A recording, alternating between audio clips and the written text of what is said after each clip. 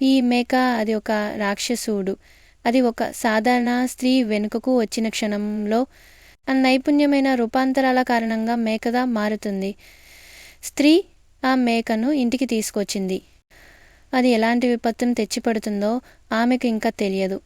ఆమె తండ్రి తన స్నేహితుడిని స్వాగతించడానికి తలుపు తెరిచినప్పుడు అతనికి ఒక భయంకరమైన రాక్షసుడు మాత్రమే కనిపించాడు. తలుపు మూసేందుకు ఆమె తండ్రి పూర్తి శక్తిని ఉపయోగించాడు. అదృష్టవశాత్తు ఆమె తండ్రి షరీఫ్ కావడంతో అతను తన తుపాకీ తీసుకొని బయట ఉన్న రాక్షసుడిని ఎదుర్కొనేందుకు సిద్ధమయ్యాడు. కానీ హఠాత్తుగా రాక్షసుడు గాజుకు అతుక్కుపోయేదు.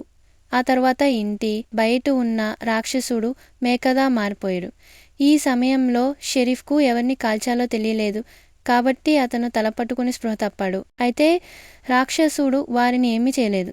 ఇప్పుడు షరీఫ్ రాక్షసుడి పై దాడి చేసే వంతు వచ్చింది. అతను ఇంట్లో తయారు చేసిన బాంబును ధరించి వింత రక్షణ సామాగ్రితో గది నుండి బయటకొచ్చాడు. దురదృష్టవశాత్తు ఆ షరీఫ్ను మేక తిప్పికొట్టింది.